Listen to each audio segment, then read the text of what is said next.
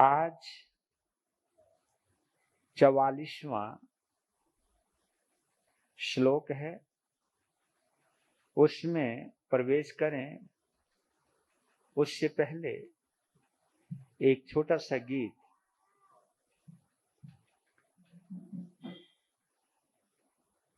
गुनगुना लेते हैं और अपने आप को समझा लेते हैं। ओ प्राणी रे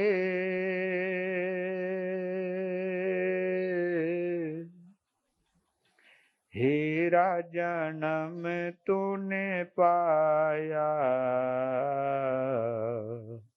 हेरा जन्म तूने पाया। ओ प्राणी रे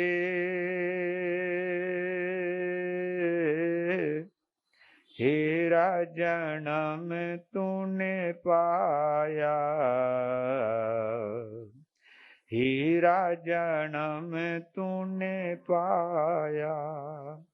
पापों में फंस के भोगों में धंस के इसको यूं ही लुटाया, हीरा जन्म तूने पाया, हीरा जन्म तूने पाया। ओ प्राणी रे हीरा जन्म तूने पाया, हीरा जन्म तूने पाया। बड़े भाग्य से पाया ये नर तन, बार बार यह हाथ न आए। कोड़ी बदले लाल लुटा कर अंत समय फिर क्यों पछताए। धर्म कमाले धर्म कमाले लाभ उठा ले, समय ये हाथों में आया, हीरा जन्म तूने पाया, हीरा जन्म तूने पाया। ओ प्राणी रे हीरा जन्म तूने पाया, हीरा जन्म तूने पाया। पाप कमाया हरदम तूने, कर्म है तेरा काला काला। सत्संगति में कभी न आया, बन बैठा है तू मत वाला। झूठे वे चोरी झूठे वे चोरे सीना जोरे, धन में है भर माया, हीरा जन्म तूने पाया, हीरा जन्म तूने पाया। ओ प्राणी रे हीरा जन्म तूने पाया, हीरा जन्म तूने पाया। याद रखना, माया है जोड़ी बनिया करोड़ी, संग न जावे किन्नी भी कोड़ी। स्वार्थ के सब संग साथी, जिनके खातिर बंदगी छोड़ी, क्रोध न छोड़ा, क्रोध न छोड़ा, मान न मोड़ा, जीवन यूं ही गंवाया। हीरा जन्म तूने पाया, हीरा जन्म तूने पाया, ओ प्राणी रे, हीरा जन्म तूने पाया, हीरा जन्म तूने पाया। अब भी समय है, सोच ले बंदे, अपना जीवन सफल बना ले, नाम धिया ले, प्रभु गुण गा ले, कर्मों से तू पिंड छुड़ा ले, जग का फंदा, जग का फंदा, गोरख धंधा, वीर ने सच है सुनाया। हीरा जन्म तूने पाया, हीरा जन्म तूने पाया, ओ प्राणी रे, हीरा जन्म तूने पाया, हीरा जन्म तूने पाया। पापों में फंस के, भोगों में धंस के, इसको यूं ही लुटाया। हीरा जन्म तूने पाया, हीरा जन्म तूने पाया, ओ प्राणी रे, हीरा जन्म तूने पाया, हीरा जन्म तूने पाया। जिस दिन हमें अपने जीवन के मूल्य का पता लग जाएगा, इस जीवन को पाने के लिए, इस जन्म को पाने के लिए हमने कितने पापड़ बेले होंगे, कितने पुण्य अर्जित किए होंगे, कितनी भलाई के काम किए होंगे, कितनी सरलता धारण की होगी, कितनी सहनशीलता से जीवन जिया होगा, तब जाकर के मनुष्य जन्म मिला है। और मनुष्य जन्म मिलने का मतलब आप जानते हो? मनुष्य जन्म मिलने का मतलब है आपको एक ऐसा चांस मिल जाना, ऐसा अवसर प्राप्त हो जाना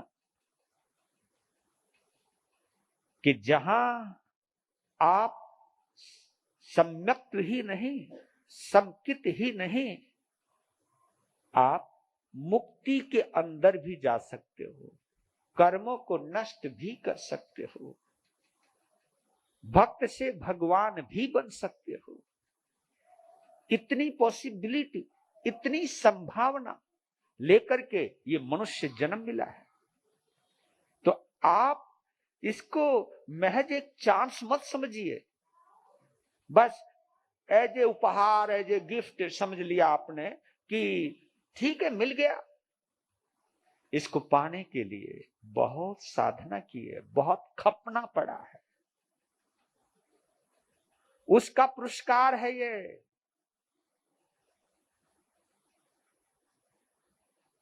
जो लोग इस जीवन की महत्ता को जानते हैं वो परमात्मा से जुड़े बिना नहीं रहते।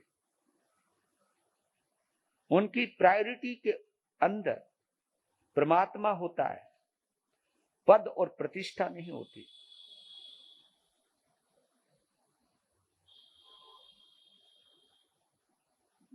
उनकी प्रायोरिटी के अंदर आत्मिक शांति होती है, सुख और सुविधा नहीं होती। क्योंकि जो सुकून है, जो शांति है, उसकी कोई कीमत नहीं है। ये उन लोगों से पूछ सकते हो जिनके पास सुख सुविधा की कोई कमी नहीं, सुख सुविधाओं की कोई कमी नहीं, लेकिन मन में शांति नहीं है। जैसे ही एकांत मिलता है वो घुटते हैं, वो रोते हैं, वो कसमसाते हैं। उनका दिल भी कहता है कि परमात्मा तूने मुझे इतना सब कुछ दिया, लेकिन तूने मुझे शांति क्यों नहीं दी, तूने मुझे सुकून क्यों नहीं दिया। इन्हीं सभी बातों को मध्य नजर रखते हुए आचार्य मानतुंग हम सभी को भक्ति की भाव यात्रा से इसलिए जोड़ रहे हैं कि क्या पता इस भाव यात्रा के माध्यम से आपकी संसार यात्रा का अंत हो जाए, या संसार की यात्रा को अंत करने का कोई क्लू मिल जाए, कोई ऐसा मार्गदर्शन मिल जाए, ऐसा मंत्र मिल जाए जो हमारे कर्म तंत्र को तोड़ने का कारण बन जाए।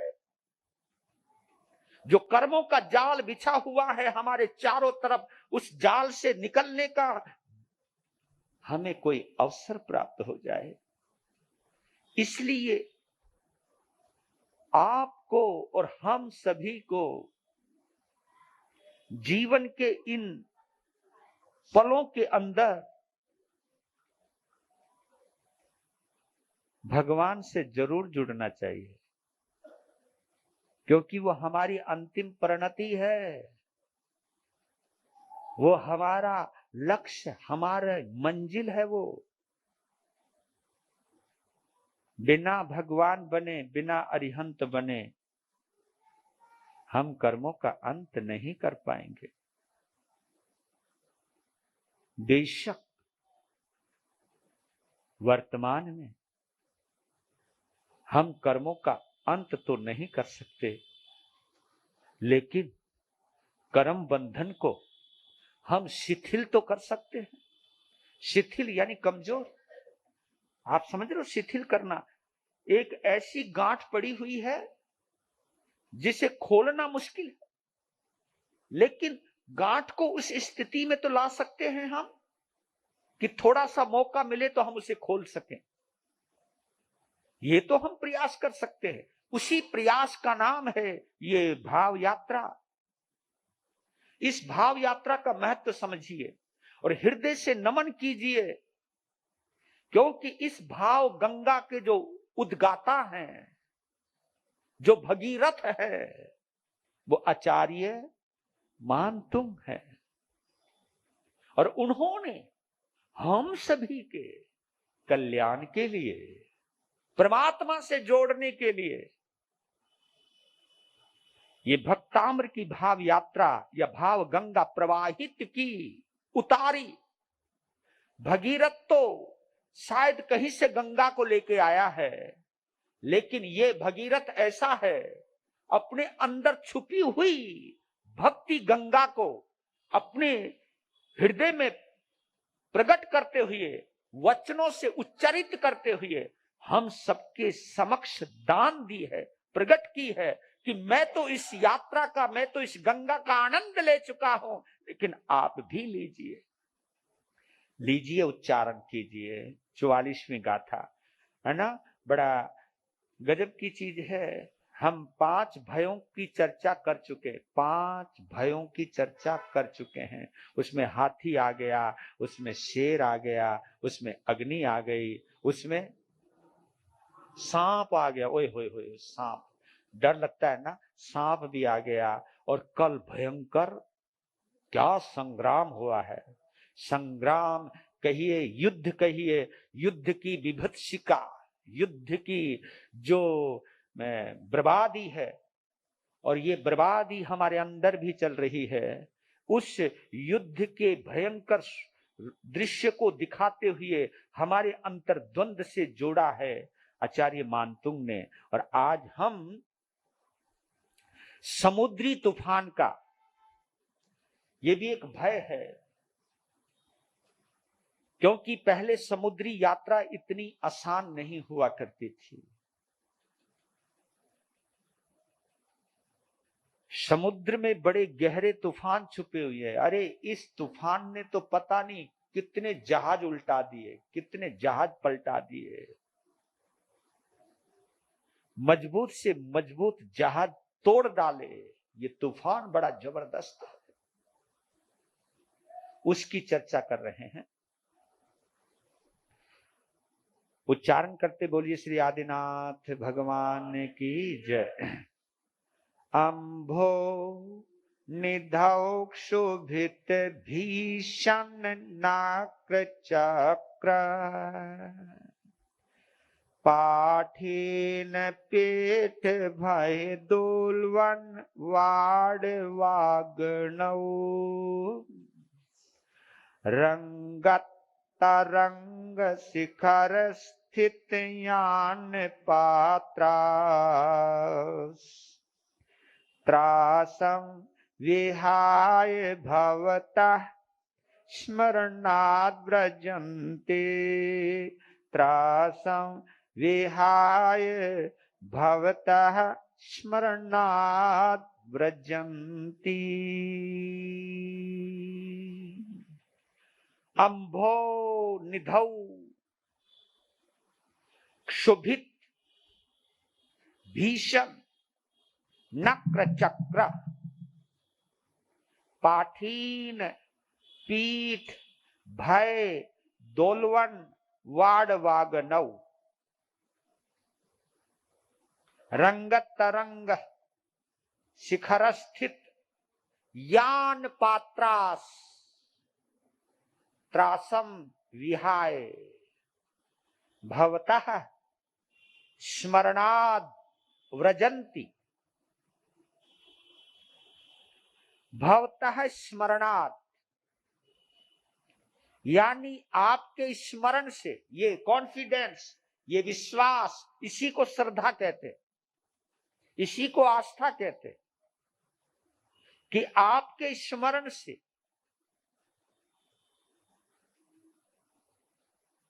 इसका एक और आसान अर्थ बतला रहा हूं।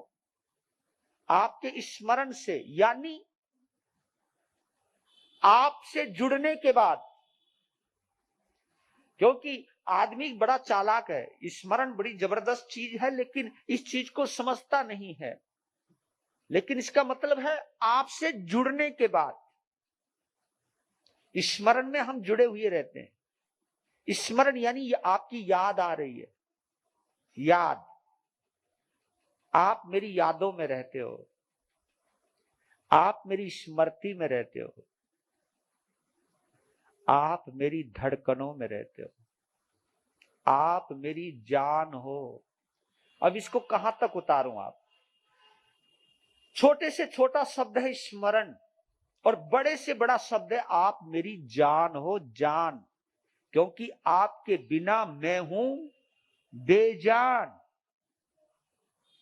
आप मेरी जान हो और मैं आपके बिना बेजान हूं। आप मेरी ताकत हो, आप मेरी शक्ति हो, आप मेरा बल हो, आप मेरा सामर्थ्य हो।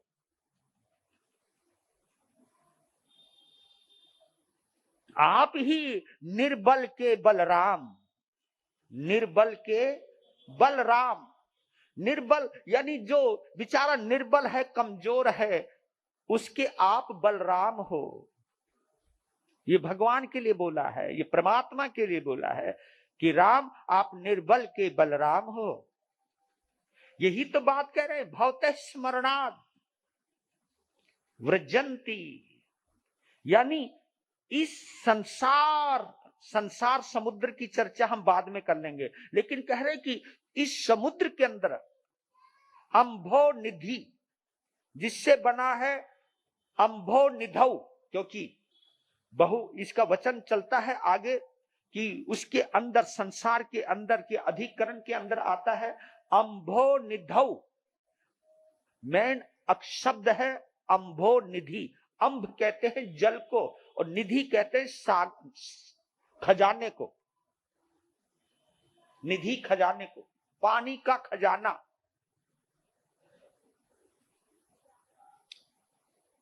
पानी, जल का सागर। क्यों कहा ये शब्द? वो इसलिए बोला, आपने देखा होगा अगर आप जैन फिलोसफी को पढ़ते हो, जैन शास्त्रों को पढ़ते हो, तो जम्बूद्वीप 1,00,000 योजन का है। जम्बूद्वीप 1,00,000 योजन का है और लवण समुद्र 2,00,000 योजन का है। अगर आप गहराई से जाओगे, इस धरती के 7 हिस्सा पानी से भरा हुआ है, केवल 3 हिस्से जमीन पर हैं। अगर हम अपनी बॉडी को भी चेक कर ले तो हमारी बॉडी के अंदर भी 75 और 80% पानी है। अपनी ही बॉडी को चेक कर ले, क्योंकि आप कहीं पर भी इस पूरी प्रकृति से आप अपने आप को अलग नहीं कर सकते, क्योंकि हम इसी प्रकृति का हिस्सा हैं। पूरी इस प्रकृति का हम हिस्सा हैं और उस हिस्से से पता चलता है कि पानी ज्यादा है, भूमि कम है। चाहे शरीर की दृष्टि हो, चाहे किसी चीज की दृष्टि हो,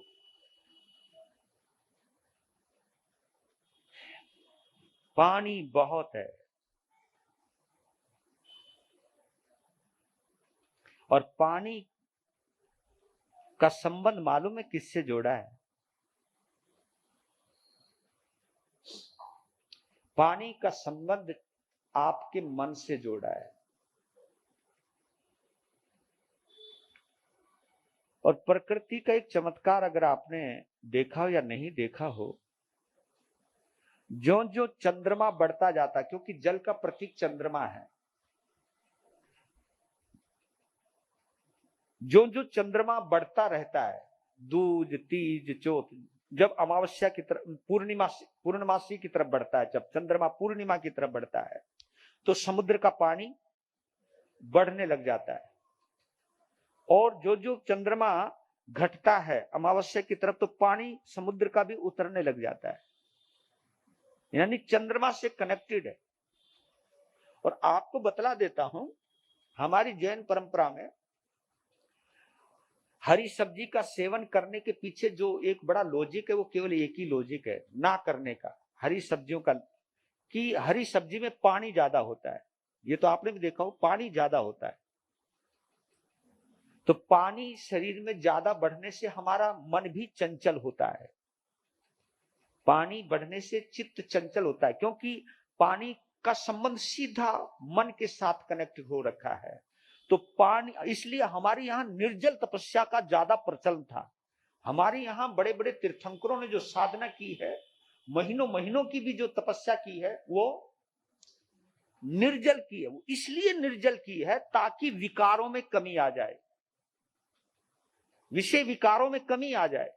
ये इसलिए पानी ना जाए, पानी की मात्रा कम करिए, लॉजिक है ये। क्योंकि ठीक है, सांसारिक दृष्टि से, सांसारिक व्यवहार के लिए, शरीर के लिए, पर लेकिन इसके अंदर एक जरूर चीज याद कर लीजिएगा, जो ध्यान मुद्रा के अंदर रहता है, आत्म ध्यान साधना करता है, तो आत्मा में भी एक शीतलता है जिससे वो पानी की कमी की पूर्ति करता है। यानी ध्यान के माध्यम से हम पानी की पूर्ति कर जाते हैं, पर लेकिन वो तभी होगा जब आत्मा से ध्यान जुड़े। अगर आप संसार से जुड़े हुए रहोगे तो आप ध्यान नहीं कर पाओगे। करोगे तो सही, ध्यान करोगे तो सही, लेकिन कौन सा करोगे? या तो आर्त ध्यान करोगे जिसमें बॉडी का पानी निकल जाए, या रौद्र ध्यान करोगे जिससे बॉडी का पानी जल जाए। इसलिए आपने चेक किया होगा कि आर्त ध्यान में क्योंकि रोओगे तो पानी निकलेगा, सुक्तियां बढ़ती है, और जब आदमी रोता है तो पता नहीं पानी कहां कहां से निकलता है, पता नहीं। बस तुम देख लेना, चेक कर लेना, जब आंखों से पानी निकलता तो आंखों के साथ साथ बोला ना, नाक से भी मत मत कई आदमी तो पानी को ऊपर ही चढ़ाते रहते हैं, तू निकल कहां से रहा, भाई पानी निकलेगा तो वो भी निकलेगा। तो आप देखिए, आर्त ध्यान में आदमी रो रो के पानी निकालता है, और रौद्र ध्यान में आदमी, लोग कहते हैं मेरा खून क्यों जला रहा है, खून कोई जल रहा है, खून के अंदर जो पानी है वो जल रहा है, वो जलता है, ध्यान में तो जलता है। लेकिन धर्म ध्यान एक ऐसी चीज है ना जिसमें पानी निकलता है, ना जिसमें पानी जलता है, बल्कि आपका मानसिक संतुलन बन जाता है, और आप अंतर से इतने शीतल रहते हो, इतने शीतल रहते हो। ज्यों ज्यों ज्यों ज्यों कसाय आपके कम होते जाएंगे, त्यों त्यों आपके अंदर आत्म शांति आती जाएगी। आत्म शांति जितनी मात्रा में आती जाएगी, आप उतने ही सहज होते चले जाएंगे, और जितने आप सहज होते चले जाएंगे आपको पानी की जरूरत नहीं पड़ेगी। मैं सोचा करता था भगवान 6-6 महीने तक पानी नहीं पीते थे, क्योंकि वो आत्म रमन करते थे, मन के पार चले जाते थे। मन में रहोगे पानी पीना ही पड़ेगा, और मन से पार हो गए तो पानी की, ये रहस्य है। हमें प्यास लगती है तो इसका मतलब हम अभी मन के कनेक्शन में हैं, मन के कांटेक्ट में हैं हम। आत्मा से कांटेक्ट हो जाए तो पानी की जरूरत नहीं, क्योंकि उसमें अपार शीतलता है, अपार शीतलता है। आत्मा भी हैरान हो जाती होगी। तो अंभव निधव यानी समुद्र में, अंभव निधव यानी समुद्र में क्षुभित, क्षुभित यानी क्षोभित, क्षोभित यानी क्रोधित, क्रोधित यानी उद्वेलित, भीषण भयंकर नक्र चक्र, नक्र चक्र यही मगरमच्छ, व्हेल मछलियां। आपने देखा होगा जल जंतु इतने जबरदस्त हैं, इतने जबरदस्त हैं, इतने विकराल हैं, इतने विशाल हैं, आप कल्पना नहीं कर सकते। अगर समुद्री जहाज कहीं रुका हो और उसके नीचे व्हेल मछली आ जाए, व्हेल मछली इतनी बड़ी होती है कि अगर वो अंगड़ाई ले तो जहाज को पलट दे। अगर वो खड़ी हो तो ऐसे लगता है कि जैसे कई मंजिल की बिल्डिंग खड़ी हो गई, इतनी विशाल जल जंतु है।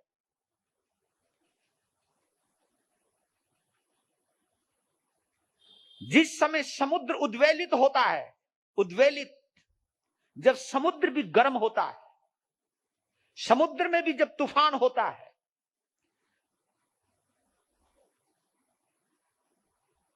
जब भूकंप की स्थिति आती है, तो समुद्रों में लहर आती है, जिस लहर का नाम क्या है, कभी आपने देखा हो, जो ऊंची ऊंची जाती हैं लहरें, तूफानी लहरें होती हैं, उसका नाम कुछ और है विशेष।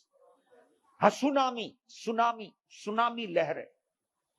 वो पानी मतलब 50-50 मंजिलों तक पानी जाता है, और उस सुनामी लहर के बीच में कोई भी जहाज आ जाए तो पलट जाता है। वो स्थिति यहां पर दिखाई है। मैं कमाल समझ रहा हूं कि आचार्य मानतों भक्ति से भी उसी कदर जुड़े हैं, और भय की व्याख्या, भय के अनुभव से भी गुजरे हुए हैं। उन्होंने हर चीज का एक्सपेरिमेंट किया है, हर चीज का एक्सपेरिमेंट किया है। वास्तव में वो भक्त शिरोमणि है, उन्होंने भाव धारा में भी बह करके देखा है और भय को नजदीक से देखा होगा और भय से निवृत्ति का रास्ता भी ढूंढा है। उन्होंने भय से मुक्ति का रास्ता भी ढूंढा है, क्योंकि ये याद कर लीजिएगा, आवश्यकता ही आविष्कार की जननी होती है। अगर हमें किसी की आवश्यकता नहीं है तो उसका आविष्कार नहीं कर पाओगे आप।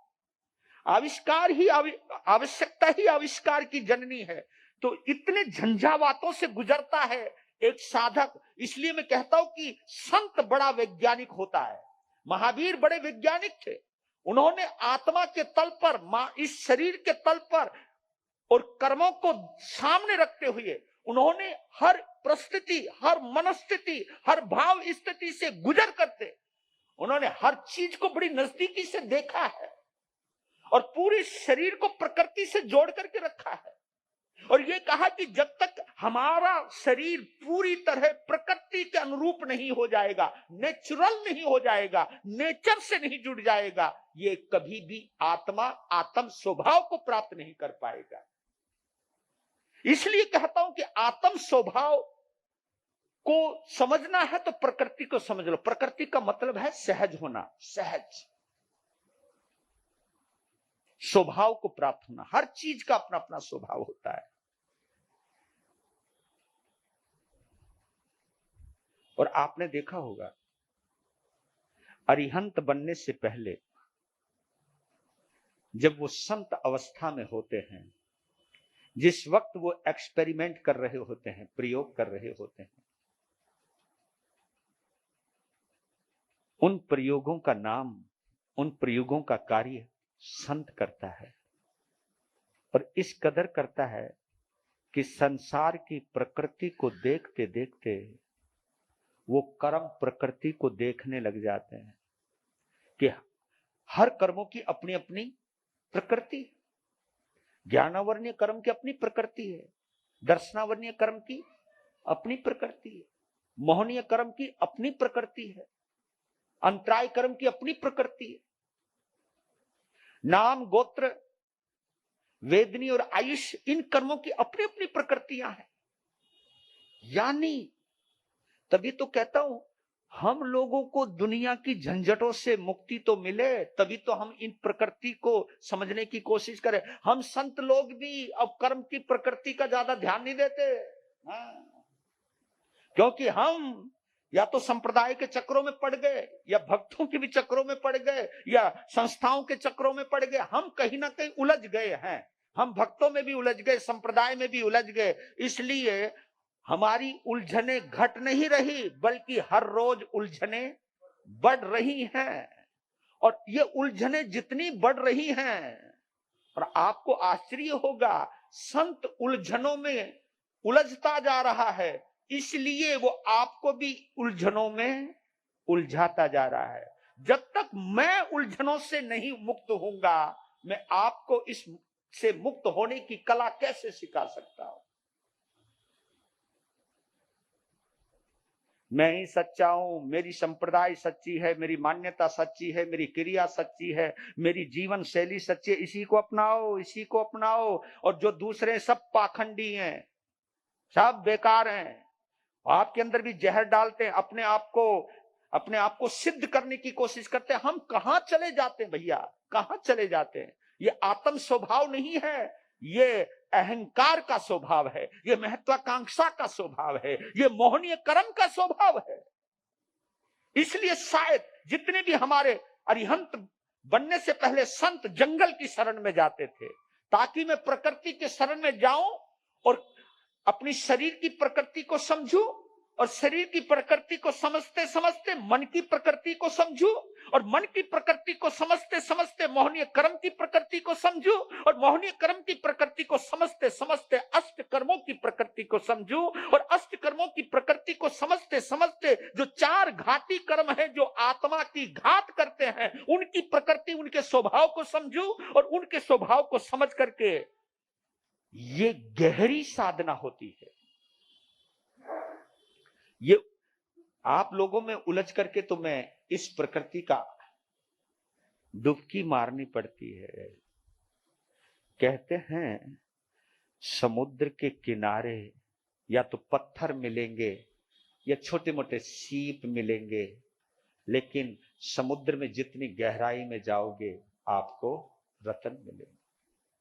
अंभो निधो सुभित भीषण नक्र चक्र पाठीन पीठ भय दोलवन वाड़ वागनौ, पाठीन पीठ भय दोलवन वाड़ वागनौ, यानी समुद्र की जो सतह है, हाँ, पाठीन पीठ, जो सतह नजर, जैसे भूमि की सतह यह है, इस भूमि के नीचे बहुत कुछ छुपा हुआ है, ऐसे समुद्र के नीचे भी बहुत कुछ छुपा हुआ है। पाठीन पीठ भय दोलवन, भय दोलवन वाड़ वागनौ। वाड़ वागनौ का मतलब समझ रहे आप? वाड़ वागनौ का मतलब वड़वाग्नि, ज्वार भाटा, ज्वार भाटा। और जब वो निकलने लगता है ज्वार भाटा, आपको आश्चर्य लगेगा, आश्चर्य लगेगा। पानी में भी आग है, पानी में भी आग है, उसी को वड़वाग्नि बोलते हैं, उसको ज्वार भाटा बोलते हैं। ज्वार भाटा कभी कभी पहाड़ों में भी निकलता है, लावा निकलता है, पानी में भी वो वड़वाग्नि जो है वो बड़ी भयंकर होती है, बड़ी भयंकर होती है। और आपने देखा होगा, एक चीज और बतला देता उसी के साथ साथ, आपके पानी में भी आग है, लेकिन जो पानी शुद्ध है, जो पानी शुद्ध है वो आग बुझाता है। और आपने केरोसिन का तेल देखा होगा, केरोसिन, केरोसिन का, वो भी दूर से लगता है बिल्कुल पानी है, लेकिन उस तेल में, उस पानी में आग है, उस केरोसिन के पानी में आग है। मतलब कमाल है, आग में पानी है, पानी में आग है, आग को बुझाता भी पानी है और आग को भड़काता भी पानी है। तो आप समझ लीजिएगा, जब हम धर्म ध्यान और शुक्ल ध्यान की स्थिति में आते हैं तो हम शीतल जल बन जाते हैं, शुद्ध जल बन जाते हैं, और उस शुद्ध जल के माध्यम से हम कर्माग्नि को शांत करते हैं, कसाय अग्नि को शांत करते हैं, राग द्वेष की अग्नि को हम शांत करते हैं। लेकिन उल्ट के, इसके उल्ट, अगर हम केरोसिन का पानी अगर हमारे हाथ में लग गया तो ये तो आग लगा देगी। तो कमाल है, आपने देखा होगा, आदमी आदमी में अंतर है, कोई हीरा कोई कंकर है, आदमी आदमी में अंतर है, कोई हीरा तो कोई कंकर है। तो वही हीरा, उन्हीं कंकरों में कोई हीरा भी है। और आपने ये भी देखा होगा, कंकर ज्यादा होते हैं, शंकर कम होते। जो शंकर, क्योंकि कंकर, कंकर में ही शंकर है, शंकर और कंकर एक ही चीज पर जुड़ा हुआ है। तो ये सोचते हैं कि कोई भी कंकर शंकर हो सकता है यदि कोई पूजने वाला हो तो। हर कंकर शंकर हो सकता है, हर कंकर शंकर हो सकता है यदि कोई पूजने वाला हो तो।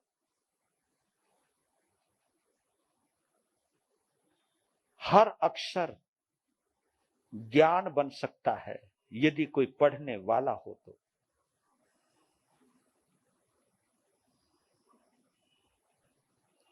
हर आत्म परमात्म बन सकता है यदि कोई जागने वाला हो तो।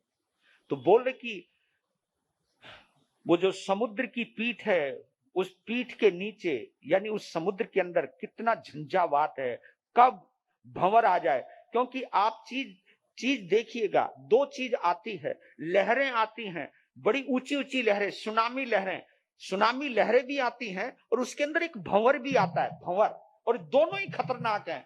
अगर आपकी किश्ती भंवर में फंस गई तो मरोगे, अगर किश्ती लहरों के बीच में आ गई तो भी मरोगे, मरना ही है। क्योंकि नीचे बतला रहे हैं, रंगत तरंग शिखर स्थित यान पात्रास, रंगत तरंग, ये जो तरंग है, तरंग, रंगत तरंग, लहरें जो ऊंची जा रही हैं, शिखर स्थित, लहरों का भी शिखर होता है, लहरों का भी शिखर होता है, जो लहरें सबसे ऊपर होती है उस शिखर होता है, और उस शिखर के ऊपर यान पात्रास, हाँ, आपका जो यान है, बड़ा बड़ा यान, बड़ा बड़ा यान, वो यान एक छोटे से बर्तन की तरह नजर आने लगता है, क्योंकि अगर वो 200 फुट की लहर हो और आपका एक जहाज हो 200 फुट के ऊपर, वो लहर अगर आपके उस यान को लेकर के चली गई हो, ओए होए होए होए, तो छोटा सा बर्तन लगता है। आपकी धड़कन कुछ धड़की या नहीं धड़की? क्योंकि गुरु महाराज प्रेम भवन में बैठे हैं इसलिए शांत हैं। प्रेम भवन में रहोगे तो शांति रहोगे, सच बताओ, प्रेम में रहोगे तो शांति रहोगे। ये सब तूफान अलग ही है। ये तूफान तुम समझ लो, ये तूफान अलग है। ये तूफान प्रेम में नहीं आता। हाँ, ये तूफान प्रेम में नहीं आता, ये तूफान कसायों में आता है, राग और द्वेष में आता है, नफरत में आता है, कट्टरता में आता है। ये जितना भी जहर आता है ये कट्टरता में आता है, राग द्वेष में आता है।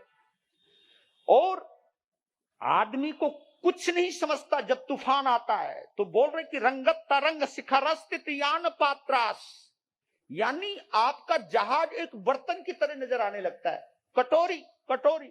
आप देखो तो सही, ओए होए, मुझे तो अभी भी नजर आ रहा है ऊंचा। और वो आप देखिए इतनी ऊंचाई पर उस लहर ने यूं दबो दिया तो नीचे जाएगा, कहीं पर भी डूब सकती है, उलट सकती है, पलट सकती है। अगर जहाज सीधी रहे तब तक तो सुरक्षित है, लेकिन जहाज अगर पलट गई, पलटी मार गई, गयो काम। इसलिए कहावत आई, गई भैंस पानी में। हाँ, ठाकुर तू तो गयो, गयो तो इसको आप समझिए, कितना भयानक वातावरण। और आचार्य मानतुंग कहते हैं, त्रासम विहाय, त्रासम विहाय। त्रास कहते डर को, विहाय कहते छोड़कर, विहाय दूर हो जाता, त्रासम विहाय। इतना भयानक वातावरण में जहां भय का कंपन होता है, रोम रोम में भय का कंपन होता है, जिसे सिहरन कहते हैं, सिहरन कहते हैं। इतने भयंकर वातावरण में भी, और कोई बिरला ही होगा रे, कोई बिरला ही होगा इतने भय के कंपन में जो भगवान से जुड़ गया। पहली बात तो कोई जुड़ेगा नहीं, जिसे जिंदगी प्यारी है वो जुड़ेगा नहीं। गौर कीजिएगा मेरे शब्दों पर, जिसे जिंदगी प्यारी है वो जुड़ेगा नहीं, जिसे भगवान प्यारा है वो जुड़े बिना रहेगा नहीं। ये तो भाई ये सीधा खेल है, कौन कितना प्रिय है, ये खेल वहां पर चल रहा है। जिंदगी प्यारी है तो डरे बिना रहोगे नहीं। और जब तुम्हें ये पता है इस जीवन का रखवाला भगवान है, वही मारने वाला, वही बचाने वाला, वही उसी के हाथ में है। मरना सभी को एक दिन है, लेकिन संसार का होके क्यों मरूं? मरना है तो भगवान का होके मरूं, भगवान के चरणों में मरूं। और ऐसा व्यक्ति हर जगह परमात्मा को देखता है, और जो परमात्मा से इतना जुड़ जाता है, भय से मुक्त हो जाता है। और जो भय से मुक्त हो गया और भगवान से पूरी तरह जुड़ गया, फिर वहां डर किस बात का? त्रासम विहाय भवते स्मरणाद व्रजंती। ये सारा संकट, ये सारा का सारा कष्ट, हे परमात्मा, भवता है स्मरणात्, आपके स्मरण मात्र से, वाह क्या बात है, केवल आपसे जुड़ने मात्र से सब नष्ट हो जाता है। इसलिए एक अनुभवी ने बोला है, सुमिरन कर ले मेरे मना, सुमिरन कर ले मेरे मना, सुमिरन कर ले मेरे मना, तेरी बीती उम्र प्रभु नाम के बिना रे, सुमरन कर ले मेरे मना, सुमरन कर ले मेरे मना, तेरी बीती उम्र प्रभु नाम बिना रे। जैसे जैसे आगे बोल रहे हैं, पंछी पंख बिना, पंछी पंख बिना, हाथी दंत बिना रे, पंछी पंख बिना, पंछी पंख बिना, हाथी दंत बिना रे, नारी जैसे कंत बिना रे, नारी जैसे कंत बिना रे, सुमरन कर ले मेरे मना, सुमरन कर ले मेरे मना, सुमिरन कर ले मेरे मना। हे मन सुमिरन कर, याद रख तेरी बीती उम्र प्रभु नाम बिना रे, तेरी सारी जिंदगी प्रभु के नाम के बिना बीत गई, और प्रभु के नाम के बिना कैसा अधूरापन नजर आ रहा। देखिए जरा, पंछी पंख बिना, क्योंकि पंछी में से पंख निकाल दो, क्या रह गया उसके पास? कुछ नहीं रहा। पंख है तो पक्षी है, पंख है तो पक्षी है, पंख नहीं तो पक्षी नहीं। हाथी दंत बिना रे, वो दंत जो है, दांत जो है, और आप भी देख लेना, आपके दांत अगर सुरक्षित हैं तो आपका पाचन तंत्र भी सुरक्षित है। अगर दांत अगर टूट गए और केवल जबड़ा ही रह गया, पपोला मुंह हो गया, और फिर आप कुछ भी खाओगे तो पचेगा नहीं। तो हाथी दंत बिना रे, नारी कंत बिना रे, नारी पति के बिना। क्योंकि ये इसलिए बोला है, नारी का सब कुछ फोकस पति के ऊपर टिक जाता है, क्योंकि उसका जीवन की धड़कन वो बनती है, इसलिए उसको सौभाग्य, सौभाग्य बोलते हैं। नारी को, नारी के पति को सौभाग्य कहते हैं। उसकी हर खुशी उसी के साथ जुड़ी हुई रहती है। जो ये मान करके चलता है कि पक्षी की ताकत उसका पंख है, हाथी की ताकत उसका दंत है, और नारी की ताकत उसका पति है, इसलिए आपने देखा होगा कि भक्त का पति, भक्त का स्वामी परमेश्वर है, ईश्वर है, और मैं उसके बिना अधूरा हूं। ये भाव हमें भगवान से जोड़ते हैं। अगर आप सोचने लगो पैसा सबसे बड़ी चीज है, जो पैसे को सबसे ऊपर रखेगा, फिर वो रिश्तों को भी नीचे रखेगा, हर रिश्ते को नीचा रखेगा, हर संबंध को नीचे रखेगा।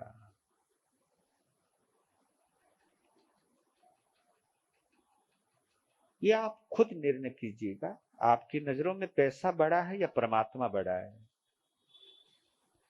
इतना जरूर कह देता हूं, पैसा चाहे कितना कमाओ, पैसा यहीं छोड़कर जाना पड़ेगा। कोई है साथ में ले जाने वाला? बता दो। पैसा यहीं छोड़कर जाना पड़ेगा। लेकिन जो परमात्मा से जुड़ गया, परमात्मा एक ऐसी पावर है जो आपके साथ जाएगा, आपको साथ लेकर जाएगा। आप साथ नहीं जाओगे, आपको पैसा आपका साथ छोड़ देगा, परमात्मा आपका साथ नहीं छोड़ता। समझ रहे हो आप? ये शरीर यहीं रह जाएगा, लेकिन ये आत्मा, आत्म हमेशा साथ रहता है, और आत्म भाव साथ रहने वाला है।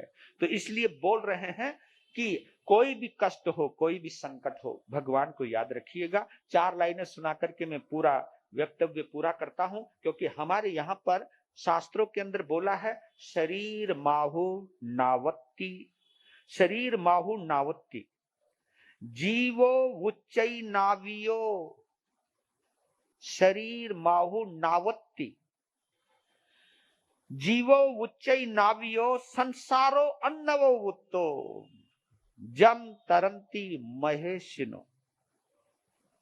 हमारा शरीर, क्या बोला? हमारा शरीर नाव है। ये शरीर नाव है, और इसमें जो जीव आत्मा है वो इसका नाविक है, नाव चलाने वाला नाविक है। और ये जो संसार है, ये सागर है, ये समुद्र है। संसारो अन्नवो वुत्तो, ये संसार समुद्र के समान है।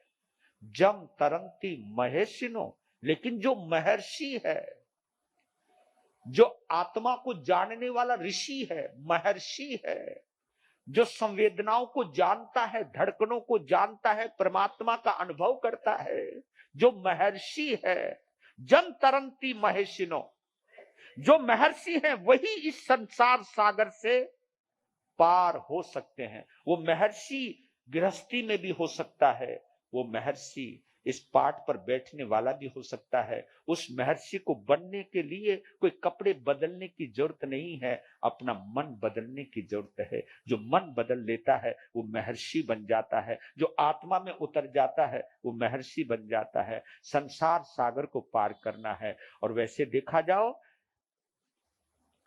तो ये संसार, धर्म एक जहाज है, धर्म को जहाज कहा है, और इस जहाज का जो मालिक है, कैप्टन साहब है, वो कैप्टन पहले अरिहंत हुआ करते थे और वर्तमान में संत होते हैं।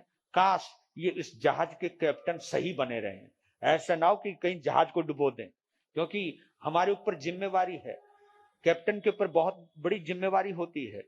तो अगर मैं संत बना हूं तो इस समझ लो भगवान के जहाज का मुझे मालिक बनाया गया है। कहा कि देख, मैं अब अरिहंत अवस्था में यहां नहीं हूं, तुमने मेरी कमी को पूरा करना है। अगर संत अरिहंत जैसा नाविक बन जाए तो सच कहता हूं, कोई श्रावक और श्राविका इस संसार सागर में डूबने वाला नहीं होगा। धन्यवाद।